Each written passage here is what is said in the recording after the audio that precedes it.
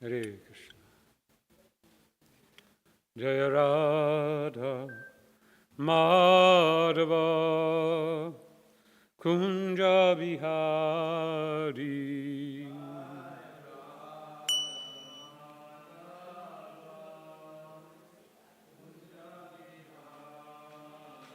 Jaya Radha Madhava Kunja Bihari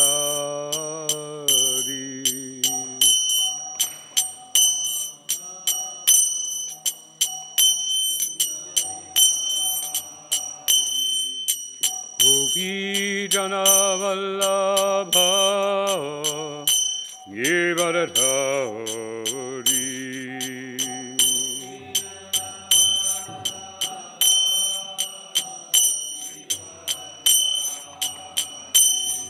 Gopi Jana Vallabha Givaradhari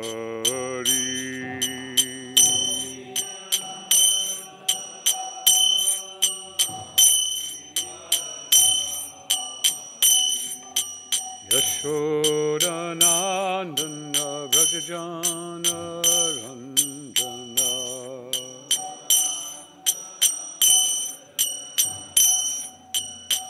Yashodanandana Vrajajana Ranjana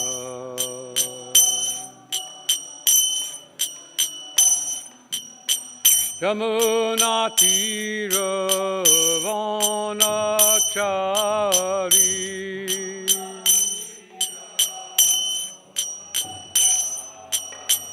Yamuna Tira Vanachari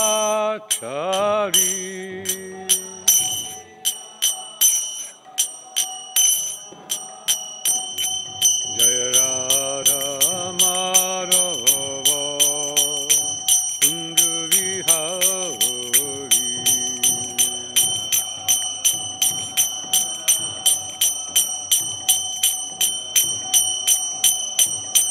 Jaya Radha Madhava Kunja Vihari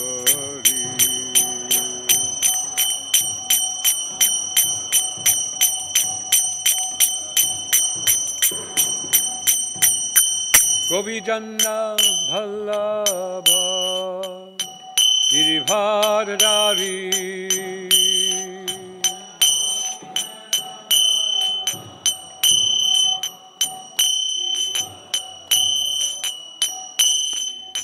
Govijana Bhallabha Girivardhari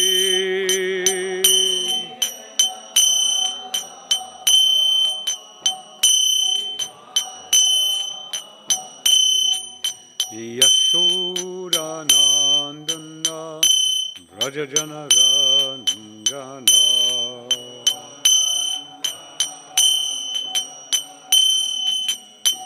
Yashodanandana Vrajajana Ranjana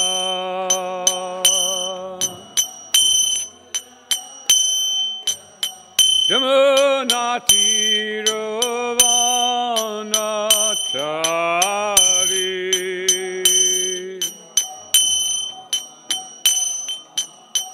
Jamuna Tira Vanachari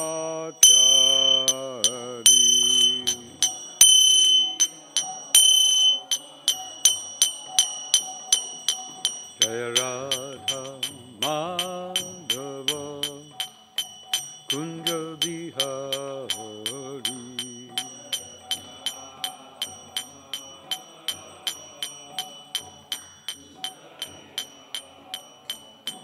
Jaya Radha Madhava Kunja Bihari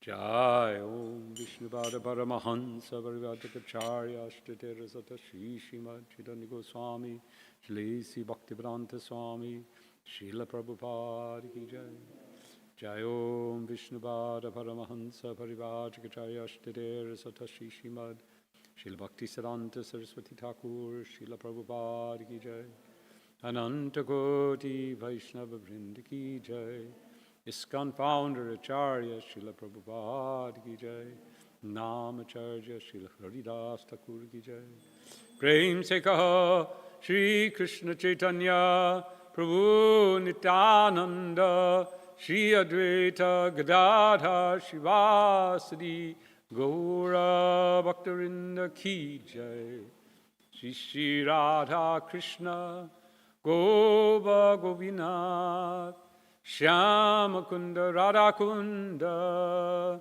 Giri Govardhan Ki Jai Vrindavan Dham Ki Jai Shri Mayapur Dham Ki Jai Shri Purushottam Kshetra Dham Ki Jai Ganga Mai Ki Jai Jamuna Mai Ki Jai Tulsi Maharani Ki Jai Grantaraj Srimad Bhagavatam Ki Jai Srila Prabhupada Ki Jai Samaveta Bhakta Vrinda Ki Jai. All glories to the assembled devotees. All glories to the assembled devotees. All glories to the assembled devotees. All glories to Shri Guru and Shri Gauranga. All glories to Srila Prabhupada.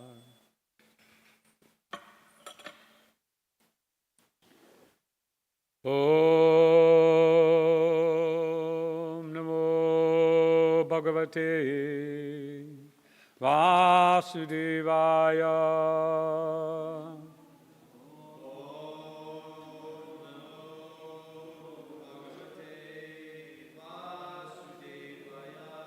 Om Namo Bhagavate Vasudevaya.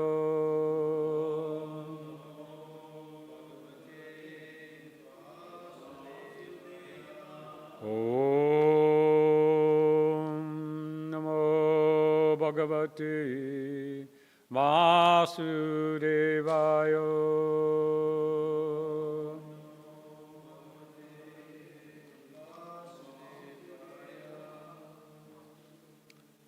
Hare Krishna. So we're reading from the Srimad Bhagavatam, continuing the fourth canto. We're now in chapter 11, and we're reading text number 6.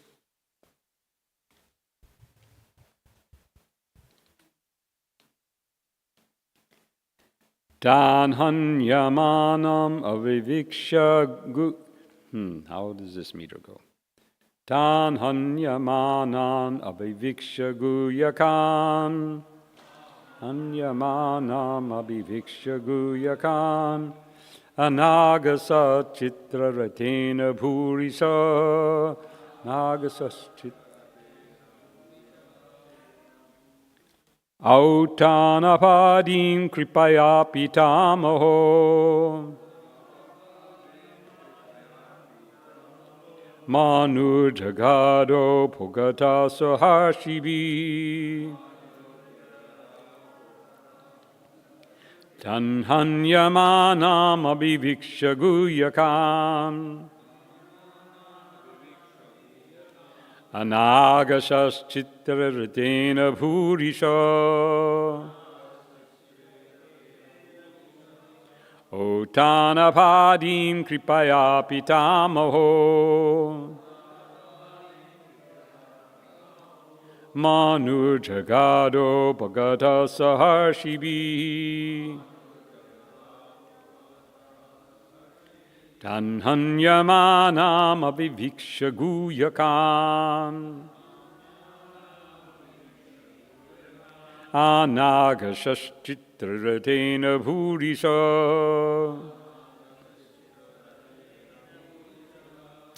Otanapadim kripaya pitamaho Manur Jagado Pagata Saharshibi.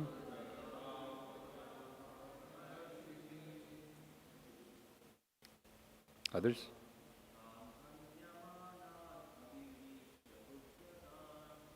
Anhanyamanam Abhiviksha Guyakan. Anagasatchitcharitena Burisha.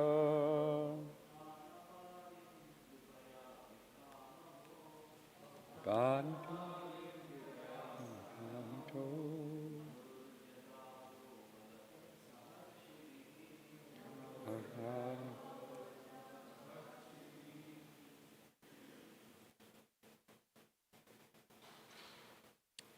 Ladies, can't see it.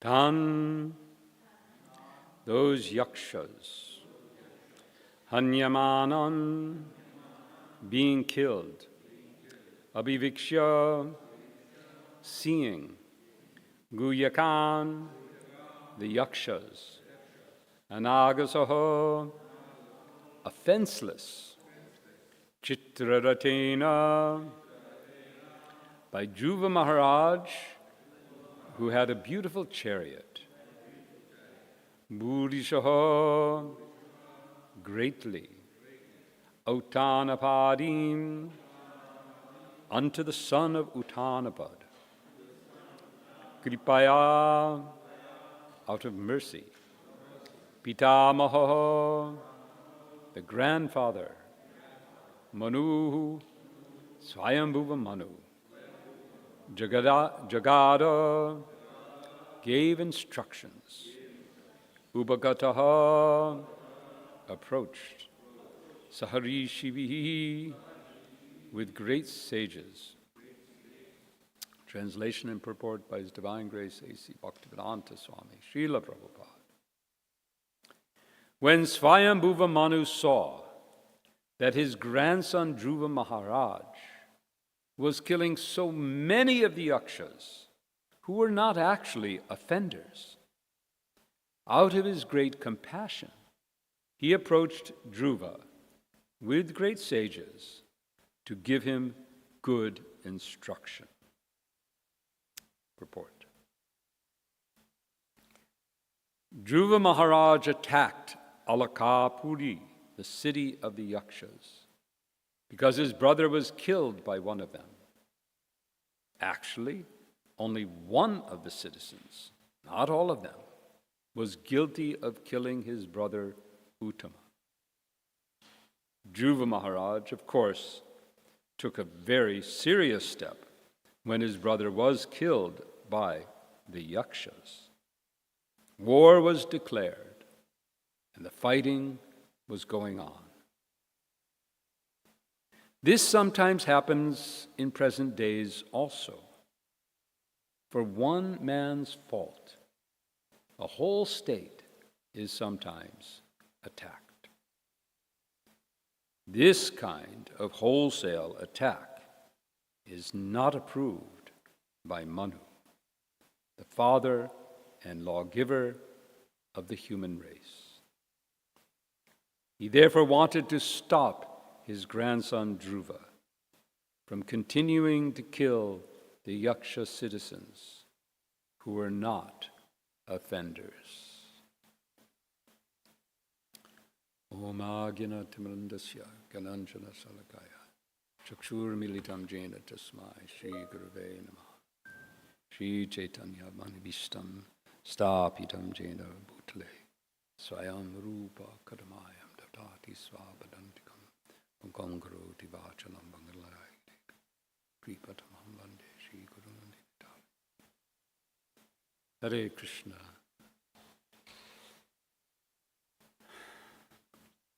I'll try to expand something on this narration. But first, to recap. So, this previous chapter describes how Dhruva Maharaj's brother, while traveling in the region governed and ruled and occupied by the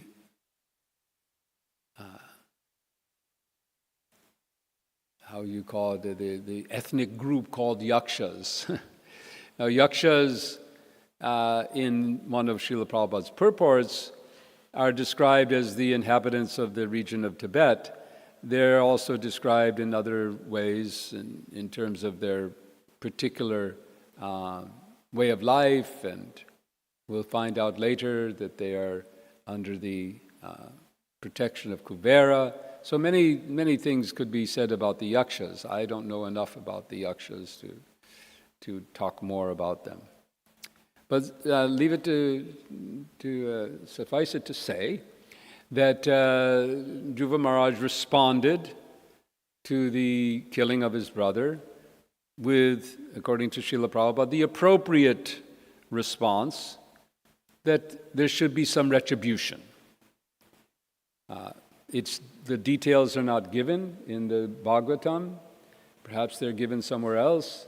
Just exactly what happened between Dhruva Maharaj's brother and the Yaksha. The Yaksha, apparently there was only one, according to this purport. Something happened. We can assume from Dhruva Maharaj's response that the one who killed his brother did so without due cause.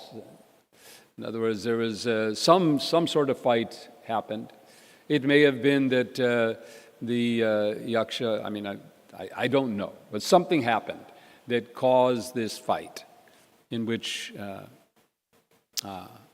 his brother Uttam, right, was killed. So it is that, as Prabhupada explains in the purport to that incident, he explains that it is the duty of a Kshatriya to exact retribution. One could call it vengeance, but I think more appropriate here is retribution. There should be some consequence if someone kills another illegitimately. And we can, again, the details are not there, but we can understand from the explanation that there was an offense. And this is also described here, offender. There's someone offended. There was an offense, a capital offense, a murder, or that took place. There should be retribution. There should be consequences. In some of the purports that we've had, Prabhupada goes to explain how the justice or the retribution that is given out by the government is actually a kind of kindness on the offender, because there will be retribution, there will be consequences. That's the law of karma. Every act will result in some consequence. Those pious and good activity will give good results, and those impious, sinful, offensive activities, unlawful activity, will, either in this life or a next life, will bring consequences. So the state has a duty to deliver those consequences in the ambit of law, not outside of law, but within the ambit of law, in order to, first of all, protect the society in general, to establish law, but also to have to enable the offender to be purified of their offense and go forward. So karma has different purposes. The laws of karma are arranged such that society, people in general, understanding those laws, will behave appropriately, knowing that whatever they do will have some reaction, either in this life or the next life. They'll be more careful to act appropriately, properly. Without such understanding, then anything goes. It also, karma serves to purify, to bring about a balance, to address the imbalances that take place when sinful activities transpire. So, Dhruva Maharaj was fully justified in attacking the yakshas, it appears. But here it appears that he was not so justified. Here, Prabhupada points out, well, actually there was only one person that offended. So why the entire yaksha race is being attacked? And later Manu is approaching to make this point directly. I was very curious about this. And I have a new companion called ChatGPT. It's how many of you in the subways have seen the signs for friend?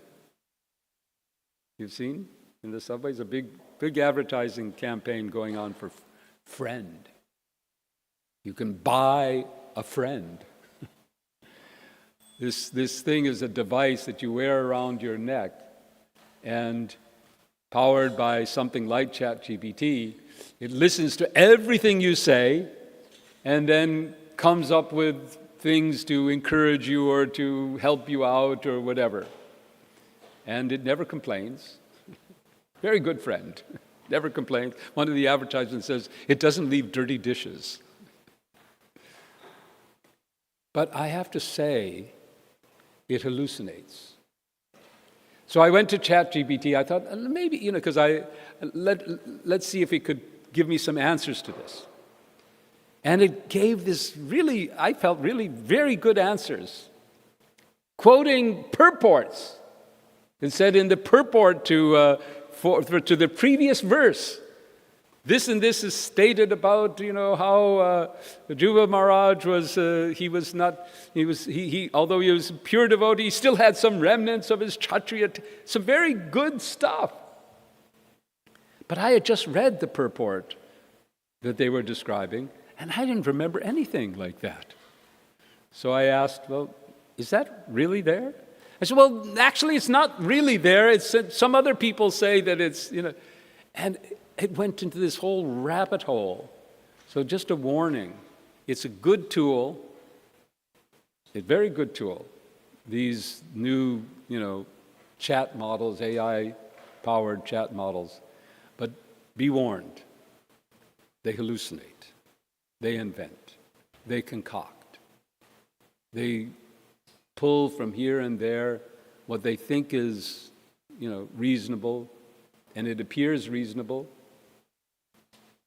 but it's not the fact. This is happening now in our world, more and more. I won't go into details, but those of you who follow the news are, I'm sure, aware of some recent incidences in which one person, just in this way, one person committed a heinous act of killing another, and that person's political inclinations, which are ascribed to a certain group of people in America particularly, have now caused that entire group to be condemned as the perpetrators or to be associated and in this way, and often with invented ideas, invented statements. It's said that we are in the Kali Yuga. I mean, not said, it's true. We are in the Kali Yuga. And we've heard from the Bhagavatam that throughout the ages of our world, the various good qualities in human society, in human beings, are diminished one by one. These good qualities are described as cleanliness, mercy,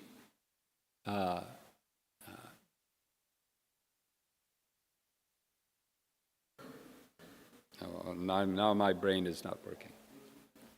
Truthfulness is the last one.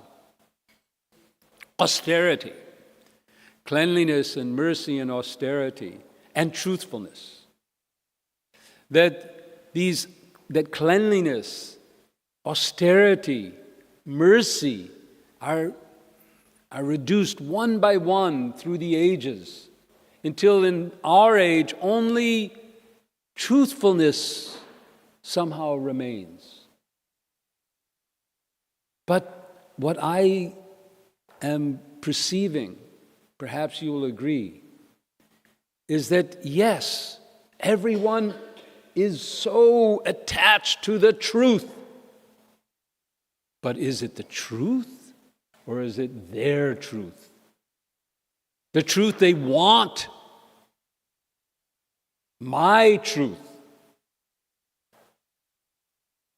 There's a famous one leader. I don't want to get into politics, but coined a phrase: alternative facts.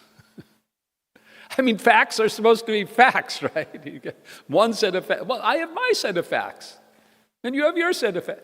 Then they're not facts.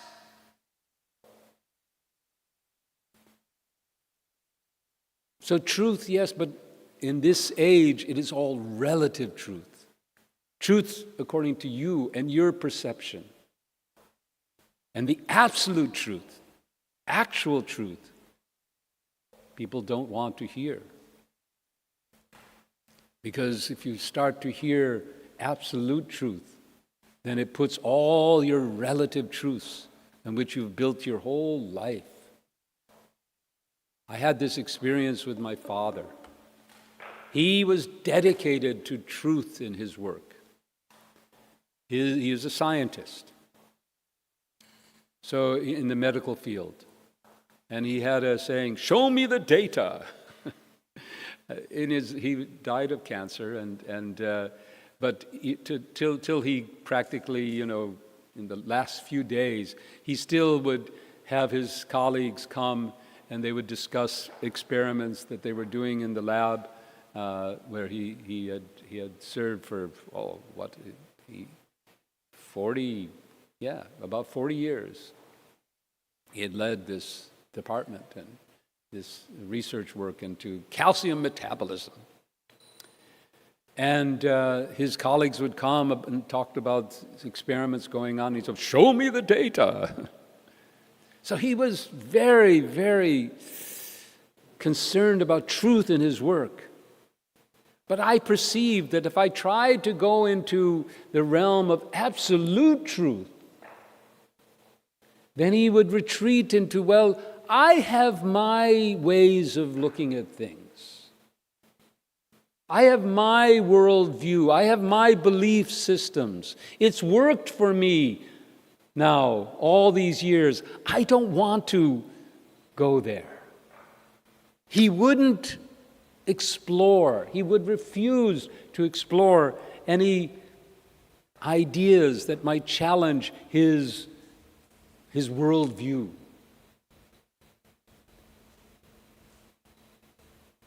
So, in this age of Kali, though truthfulness The idea of truth remains. The honor of truth remains. But how you actually see truth is far removed from reality, from the absolute realm that is given by the Srimad Bhagavatam. So, we can learn something from this. There'll be more lessons to learn as this goes on. But I wanted to spend some time, I'll wrap up here a little bit, then I wanted to talk a little more about today, because we heard that this morning we heard a little bit about what happened today 60 years ago. And I think it's worthwhile to spend some time on that, on Srila Prabhupada's arrival in New York City.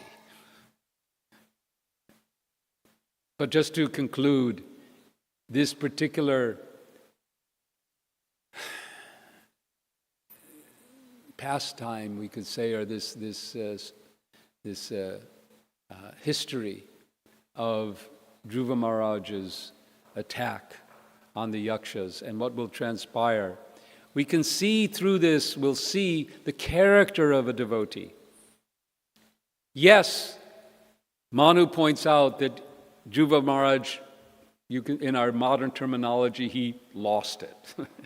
he was initially justified, had to do something, had to enact retribution, but his anger, and we know that Dhruva Maharaj has a problem with anger.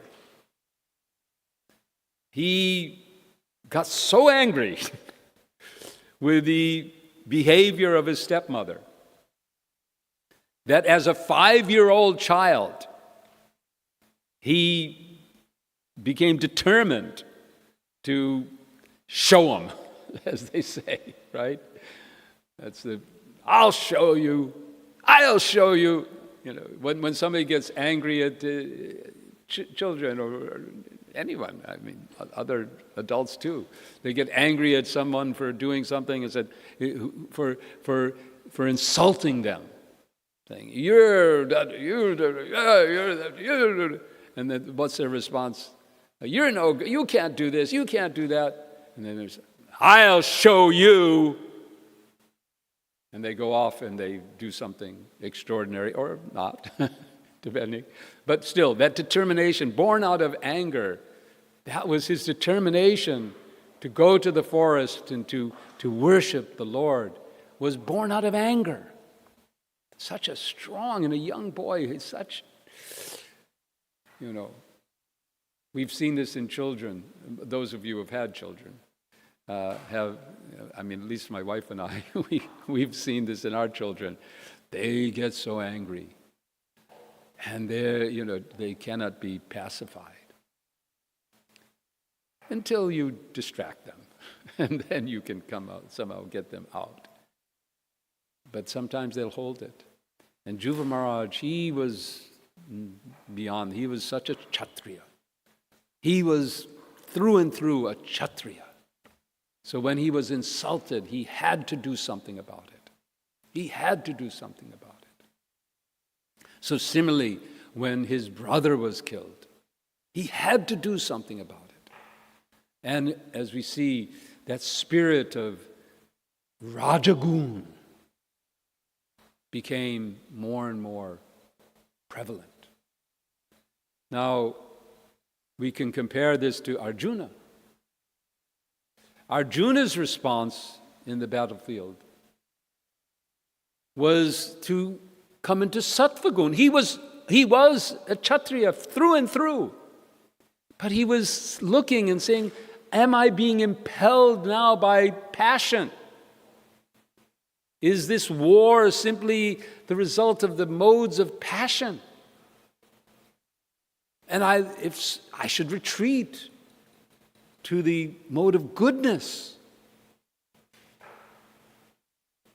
But Krishna, he brought him to a level beyond goodness and passion. He brought him to the level of bhakti, in which all the activities, all everything that appears to be in the modes of passion or ignorance or goodness, if they can be used for the service of Krishna, they become transcendental. But here in this particular case, Dhruva Maharaj, it appears, as we will see from the later instructions by Manu, passion started to come strong. And so he needed correction. He needed correction. We may also find ourselves in that situation, where in our attempts to serve, to do the right thing, to engage in our duties, to perform our duties, we may get a little carried away by the modes of nature. And will then need correction. And we should follow the example of Dhruva Maharaj, which we'll see in the next verses, of receiving good instruction and correcting our course. As we said, today is the 60th anniversary of Srila Prabhupada's arrival. We heard this morning from the last part of the Lilamrita about what had happened.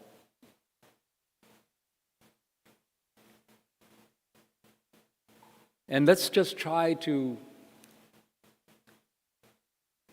we'll read a little bit, or I'll summarize a little bit from the next part, so the next day. This is September 19th. Prabhupada arrives. Is it interesting conversation about this? See if I can.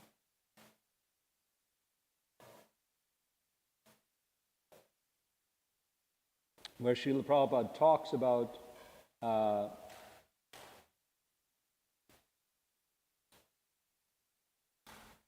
his arrival. There's a conversation. He talks about his meeting the Agarwals, or Mr. Agarwal.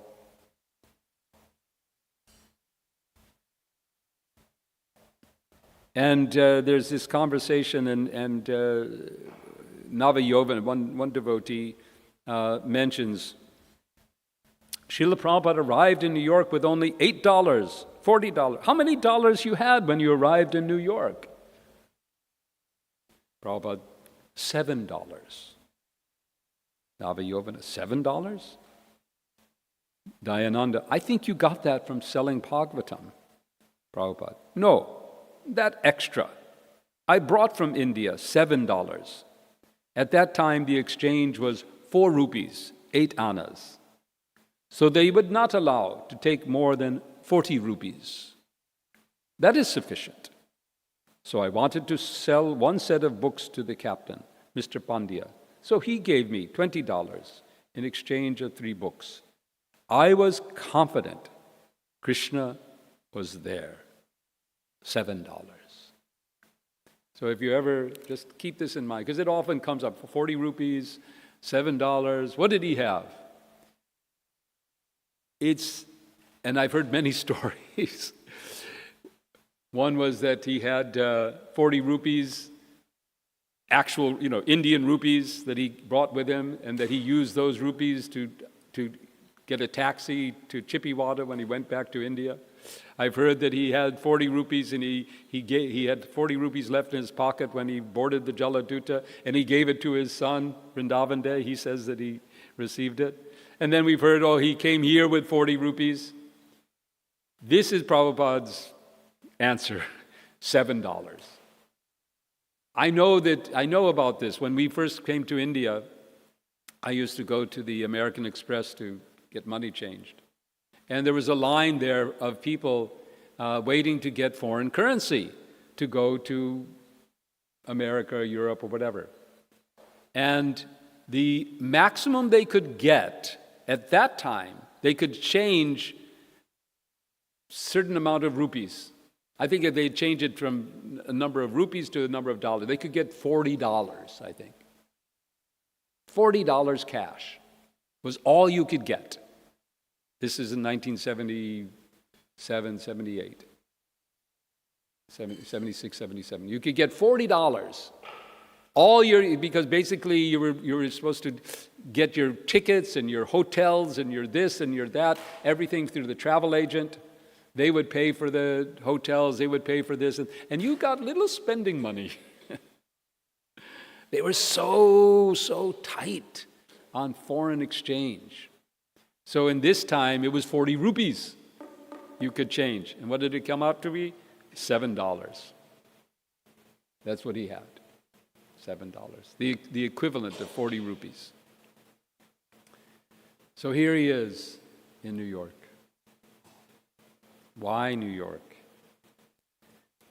In another conversation, he says, okay,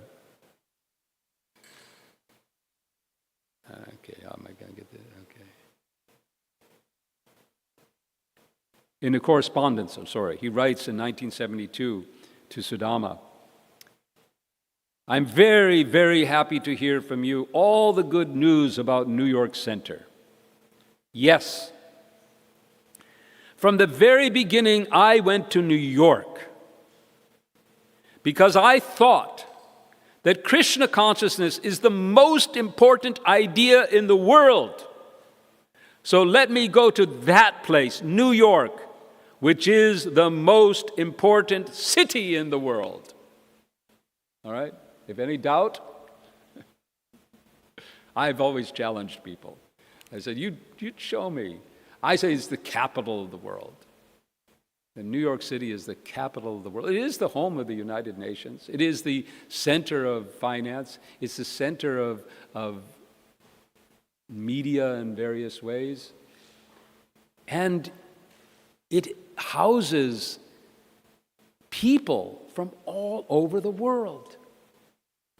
We watched it when we went to the City New York History Museum. They have a little movie, and they described that in this city of New York, 880 languages are spoken.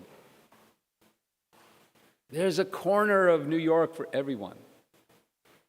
So a couple of days ago, there was Bhakti True Maharaj's program here, and I concluded by saying, Prithivite ache jata nagaradi gram sarvatra prachar hoibe moranam. In every town and village, my name will be preached. Well, let's translate that to New York. In every block, in every borough. There's a sign now in the subways that maybe some of you have seen. Every borough, every block. Let it be every borough, every block of New York. And we'll find people from all over the world.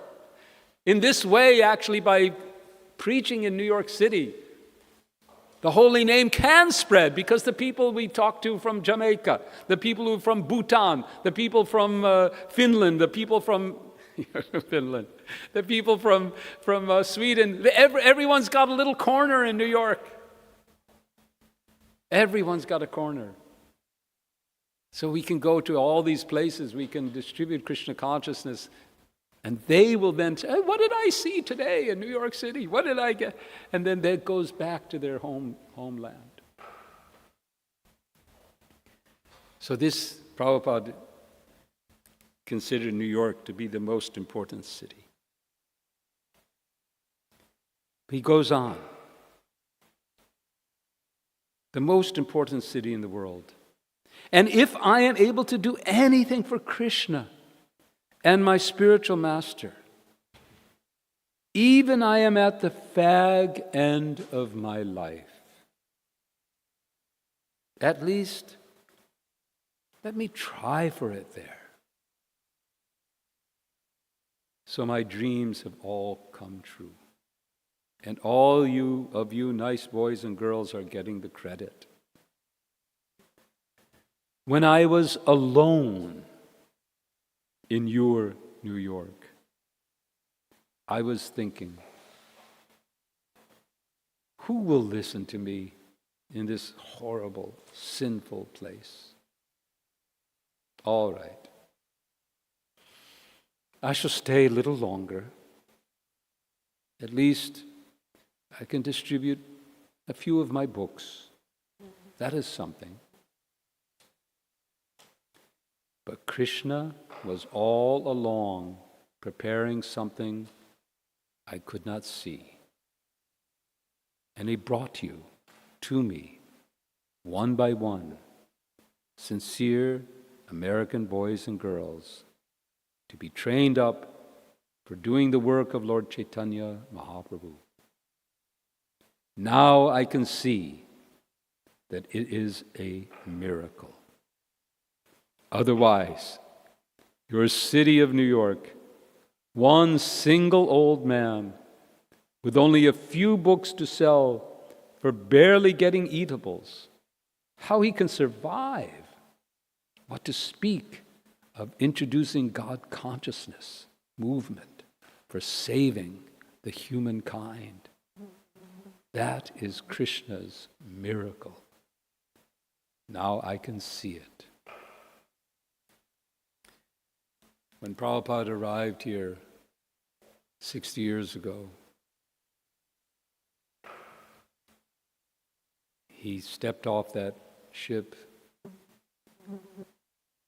As he says somewhere, I didn't know whether to go left or to go right. I heard later that the traveler's aid person wasn't there right away. It took him, he was a little late, so he actually really didn't know what to do. He had some understanding that someone was coming to meet him, but who, where, how? Then he's brought by this representative of Traveler's Aid to the Port Authority and gets on a bus. He comes out of, how many of you have ridden the bus from New York out to someplace anywhere in Pennsylvania? Anyway, I've ridden that bus. I've driven also. In the 70s, now it's different, but particularly at those times, you leave New York City and you come into New Jersey, and this is real industrial New Jersey. Factories and smokestacks, and still it's much like that. In the Lilamrita, Satsvarup Maharaj compares Prabhupada's experience of coming out, riding that bus to what he could understand was Srila Prabhupada's regular travels to Delhi from Vrindavan. Now, in the 70s, there was no highway. There was just a simple road. It was all farms and fields. Maybe as you approached and you got closer to Delhi, there might be a little factory here or there. And there's still cows on the road and camels. So simple. And now he's entering America. It's big industry everywhere, rushing cars, highways. This is America. It's hard to imagine what it must have been like for Srila Prabhupada. There's a beautiful, if you're on the residence group, you should have noticed a little clip that was shown on the recent festival of this journey, Prabhupada's journey to America and his arrival. And it has Sally Agarwal, the wife of Gopal Agarwal, who hosted Srila Prabhupada in Butler, Pennsylvania, describing this and describing how she fell in love with Srila Prabhupada, how wonderful, beautiful person he is. And when Prabhupada left, he stayed in Butler for, this is September, right? So he stayed there for about a month. So now you'll see, we all see what happens in about a month from now. It starts to get cold. And Srila Prabhupada is not, he has his shawl, He has very little to keep himself warm. He has those shoes which are there in our museum, these rubber shoes, not the boots and so on that we're accustomed to for New York winters.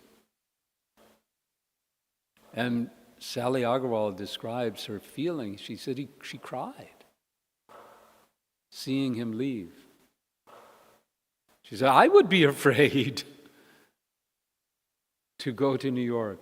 And here he is. But Srila Prabhupada, as he describes here,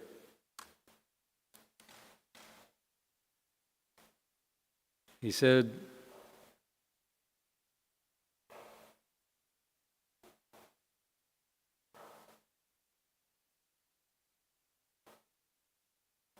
that Krishna is there.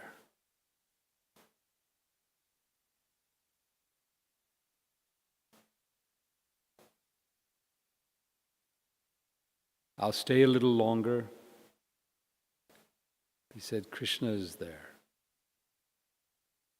The poem he wrote,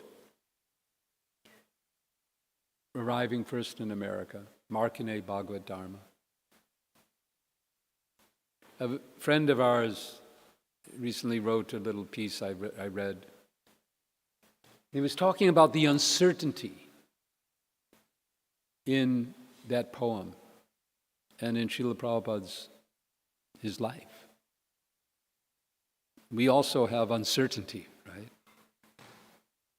There's so much uncertainty. We don't know. We can reflect on that poem where this devotee was writing, and in the poem, Srila Prabhupada says, I do not know. I do not know how. I do not know why. But that you have brought me here, Prabhupada says, but Krishna, you've brought me here, so you must have some purpose. Even in today's verse, we may look at what's going on with Dhruva. Why did he do what he did? He's such a devotee.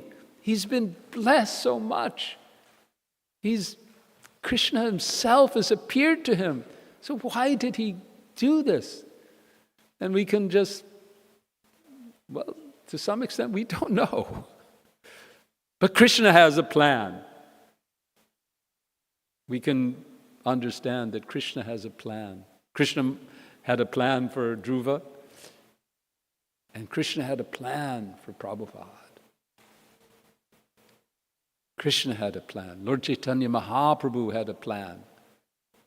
One time Prabhupada was asked, Mahaprabhu, he is God. He says, why didn't he convert everyone and change the whole world all at once? He's supposed to dharma, yaya yada hi dharmasya glanir bhavati bharata bhutanam hi dharmasya tadatmaham chajamyaham. So he appears to rectify a dharma. So do it. And then Prabhupada responded, yes, he could have done it, but he left it for me. Chaitanya Mahaprabhu had a plan. How to spread Krishna consciousness through his devotees. Beginning with his Senapati Bhakta. Now, Prabhupada never even told us about this writing of Lochan Das Thakur, where he describes the Senapati Bhakta. But it was discovered some years after Prabhupada's departure, and it just fits. It just fits. There's a conversation, I don't recall it in too much detail, and then I'll have to end. But where I think it's with Ganga Devi or Bhakti, I can't remember exactly. But anyway, it's like, how is this going to spread? And Mahaprabhu says, I'll spread but those who escape and flee to foreign lands, I will send my Senapati Bhakta. So now we can understand. So it's something we must strive for, to appreciate Srila Prabhupada. Why? So that we have the confidence that although so many things are uncertain in our lives, and so much was uncertain for him, much more was uncertain for him than it is for us. So much more. We travel now, but we can, relatively with good faith, we can know we're going to meet some devotees, we're going to get some prasadam.